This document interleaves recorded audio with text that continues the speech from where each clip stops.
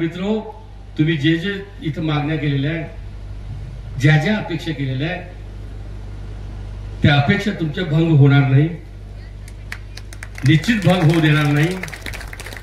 ज्या ताकदीनं या ठिकाणी मला मातेनं इथं बोलावलं, आईनं मला बोलावलं, आईचा प्रचंड माझ्यावर असलेला आशीर्वाद जो आहे, आमच्या आदिवासी समाजाचा कुलदैवताचा जो आशीर्वाद त्यांना मिळत असतो, तो भाऊ कधी कधी केव्हाही मागे येत नाही, तो समोरच जात असते। मी 100% माझ्या समस्त उपस्थित असलेल्या बंधू आणि भगिनींना सांगतो की आपण ज्या ज्या मागण्या केल्या त्या सकारात्मक विचार करून, कारण आमदार महोदय मी तुम्हालाही बोलवतो, पुढच्या आठवड्यामध्ये एक पत्र काढून तिन्ही सचिव, कारण जलसंपदा पाहिजे, महसूलही पाहिजे, फॉरेस्टही पाहिजे, आदिवासी विभागही पाहिजे, इकडले आमदार पाहिजे, तिकडले आमदार पाहिजे, पलीकडले आमदार पाहिजे, त्यांना सर्वांना बोलावून मी पाण्याची विवंचना जी सांगितली, माझी माय बहीण डोक्यावर पाणी घेऊन पाणी आणण्यासाठी जाते, ती परिस्थिती पाहिलं मला एवढं दुःख झालं। आम्हाला वाटत होतं दादा की आमच्या गडचिरोली जिल्ह्यामध्येच तशी परिस्थिती आहे का असं वाटत होतं, तर त्याच्यापेक्षाही भयंकर जर परिस्थिती असेल तर या जुन्नर तालुका आणि पुणे जिल्ह्यामध्ये दिसत आहे। मी जबाबदारीने सांगतो, जुन्नर आणि आंबेगाव या गावाकडे जबाबदारीने सांगतो, महाराष्ट्राचे मुख्यमंत्री देवेंद्र फडणवीस यांची पूर्व परवानगी घेऊन सांगतो, आंबेगाव आणि जुन्नर हे गाव मी दत्तक घेऊन पूर्ण लक्ष घाले, विकासासाठी कधी कमी पडू देणार नाही, अशा प्रकारचा शब्द द्यायला तुम्हाला आलो। टप्प्याटप्प्यानं करू काम, टप्प्याटप्प्यानं करू, एका खट्ट्यानं सर्व कामं होणार नाही।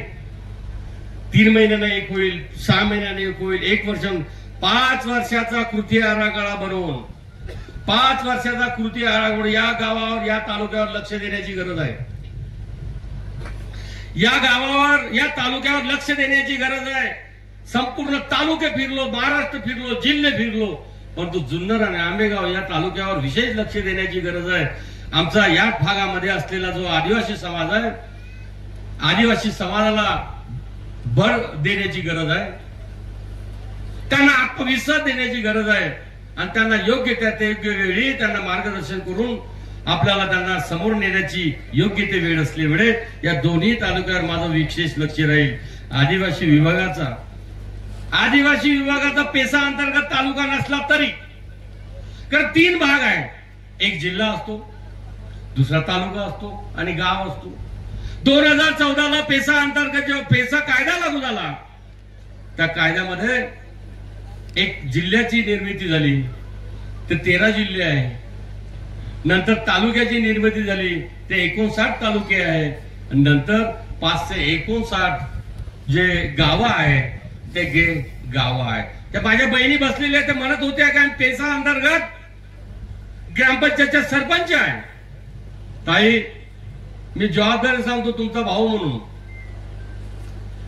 तुमच्या पेसा अंतर्गत गावामध्ये निधीची कमी पडू देणार नाही, अशा प्रकारचा शब्द मी आदिवासी विकास मंत्री म्हणून देतो। मी माझ्या खिशातले पैसे देऊन नाही राहिले, आदिवासी विभागाच्या माध्यमातून आदिवासी विभागाला असलेलं बजेट जे आहे, बजेटचा जो विस्तार निश्चित करेल आणि शेवटच्या माणसाला निधी कसा मिळेल अशी अपेक्षा करतो। आणि दादा, आपण सांगितलं